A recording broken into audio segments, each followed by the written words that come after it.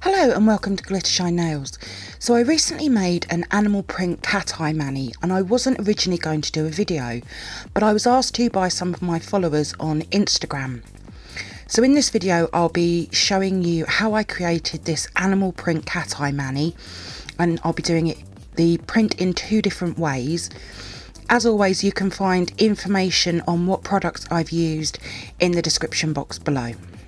Before we get started, please subscribe to my channel and please make sure you have the bell notification on, and please also like this video. These things really do help out my channel. Thank you. So this is the mani I made. It's a mix of stamping and freehand artwork, which I have to say I'm not the best at. And I'm going to be working on the middle, ring and pinky fingers. The two animal print fingers, as I said, I'm going to be doing them two different ways.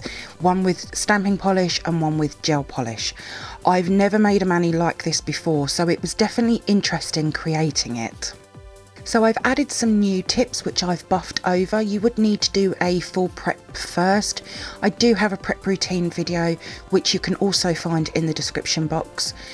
To create the animal print nails, I'll be using some fine art brushes, my dotting tool, and I also have a cleanup brush as well.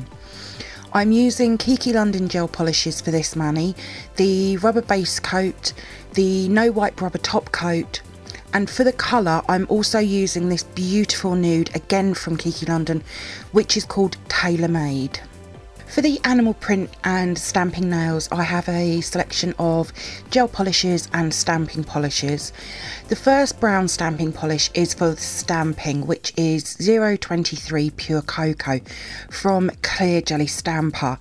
And then also from Clear Jelly Stamper, for the animal print, I'm using 031 You Had Me at Chocolate and 001 More Like 1am.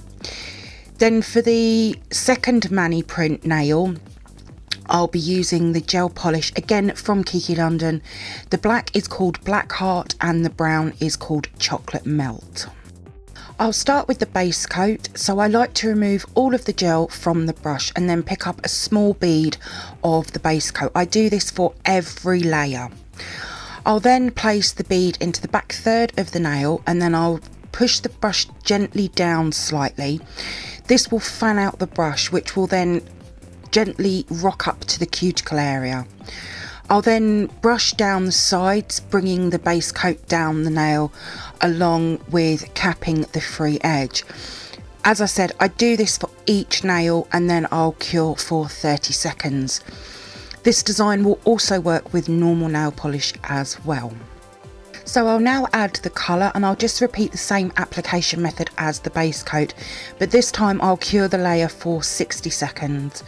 So to prevent flooding, I make sure the nail is slightly tipped down, using gravity to pull the product down away from the cuticle area.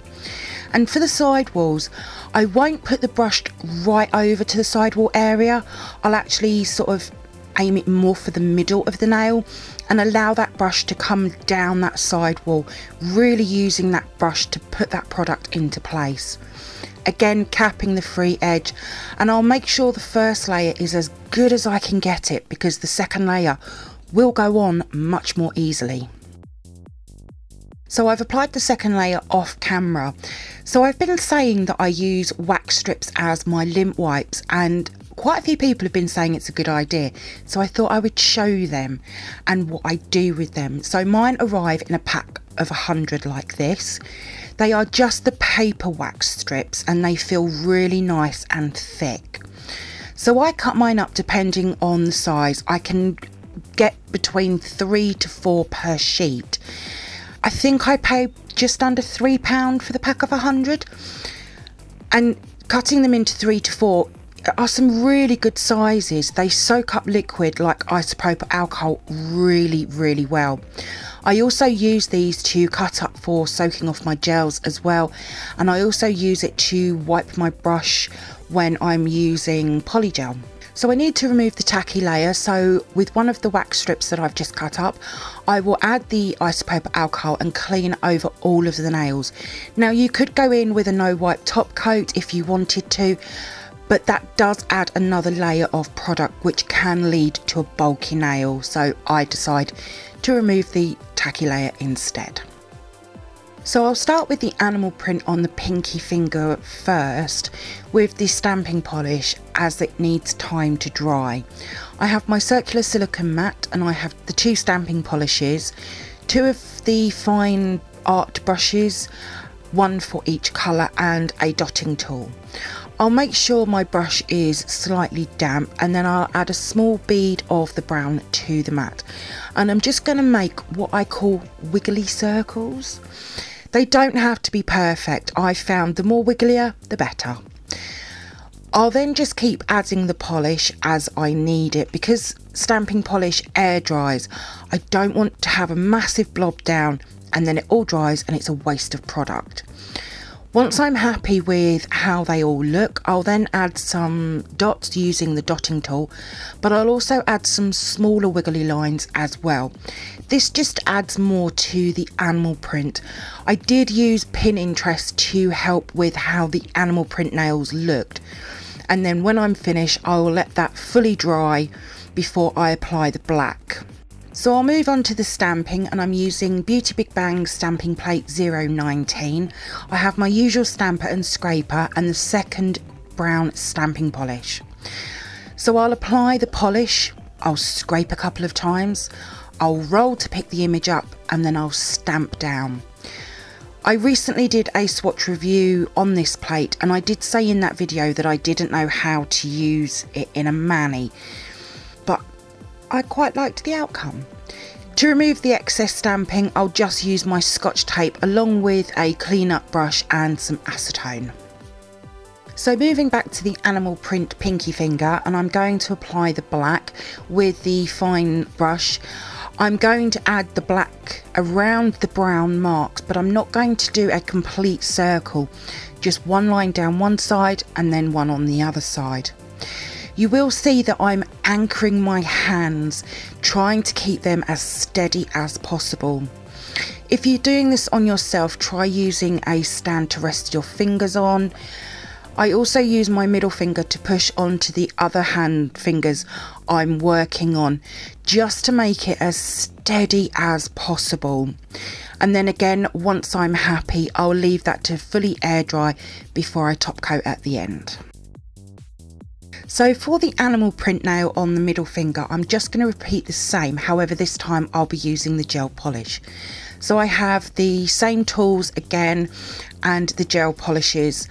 I'll apply a bead of the brown to the mat, and for this nail I'm actually only going to use the dotting tool. You could use a pointy silicone tool, an orange stick, even a cocktail stick.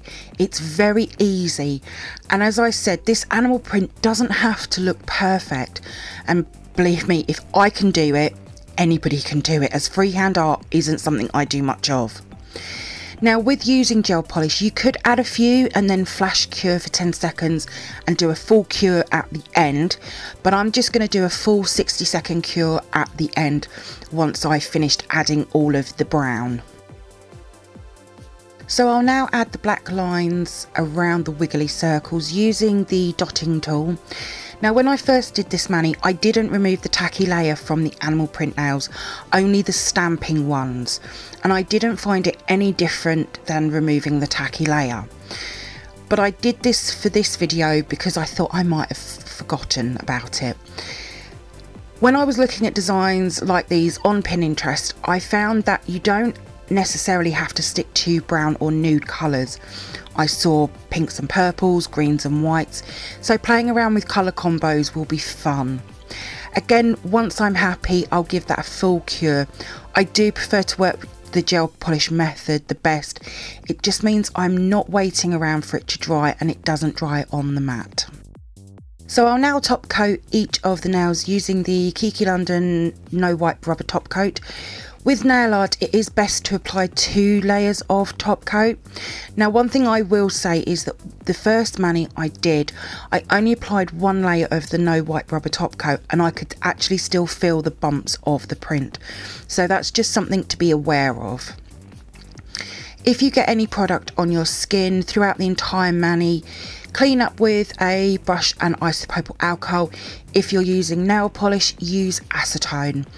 My favourite cleanup brush is the flat square or oval brush you'll see me use. These really do get down the side walls and well up into the cuticle area if there's any flooding or anything. I'll then give the top coat layers a full cure for 60 seconds for each layer and we are done. A super simple way of creating a animal print mani, which I absolutely love it. My mani will be over on my Instagram page along with the products I've used. There is a link in the description box below. If you do come over and see my posts and you like them, please give them a like as well. I'd be really grateful. Thank you for viewing my mani tutorial on the animal print cat eye mani.